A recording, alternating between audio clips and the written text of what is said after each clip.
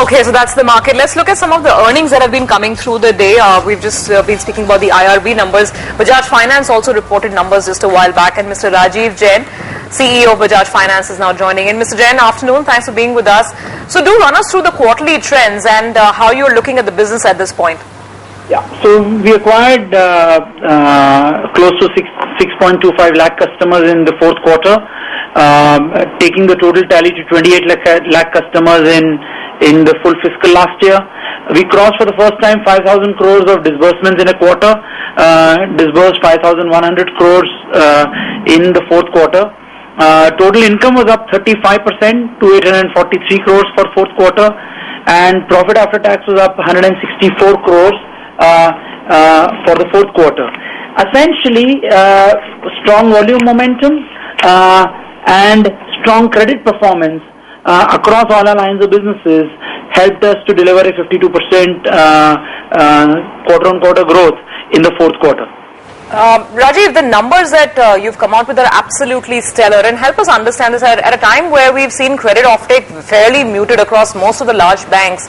Where is this kind of growth coming in from for your business? So we essentially are very dominant and focused in the consumer lending space. That contributes to around 40% of our book, which has continued to grow. We are the largest two-wheeler lending company. We are the largest consumer durable lending company. We have a strong personal loans business.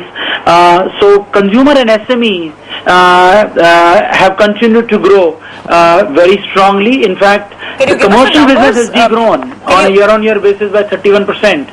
So both these have grown very well. Our strong underwriting mechanisms using technology on the consumer business and using our people in the SME business has made sure that our credit performance remains strong. Sure. So if I got you right, basically it's the SME business and the consumer lending business where you've seen strong growth, but the two-wheeler business perhaps has seen a bit of a degrowth. Did I get you right? If you could give us the numbers. It is not degrowing. The growth rates have clearly eased. Okay. So it's not degrowing as yet because the overall industry is degrowing. It has degrown in the last quarter, or the incremental numbers that are coming through. But our growth rates have definitely eased in the two-wheeler lending space. So, what are the other concern areas, though, Rajiv? Even though on the profits are looking good, margins are intact. Loan losses and provisions have increased, up 13%. Recovery costs are up about 24% at 31 crores, which is, of course, at the moment still a small pie of the overall number. But are there any concerns on that front? Actually, I think we were a lot more concerned 2 quarters ago than we are now. I think clearly we have seen the default rates clearly start to show a downward slope. So on a quarter-on-quarter basis, across most of our businesses, our credit performance has improved.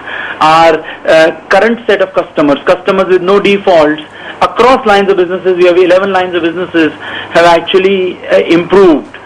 So Rajiv, give us the outlook going ahead, particularly if the current monetary easing continues.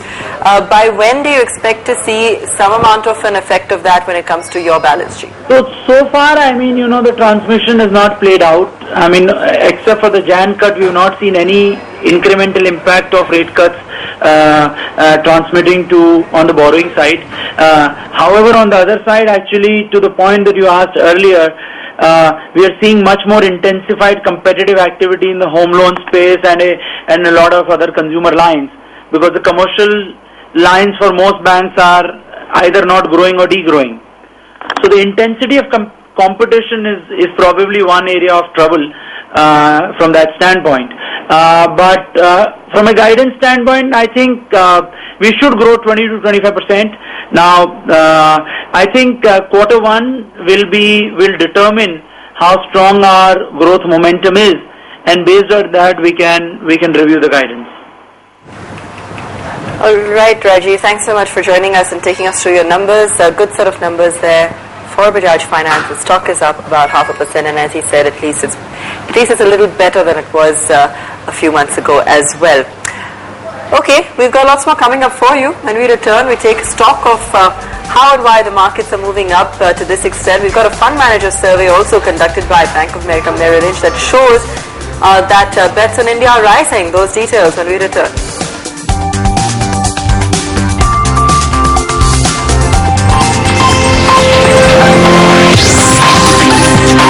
Countdown, presented by BSC Investors Protection.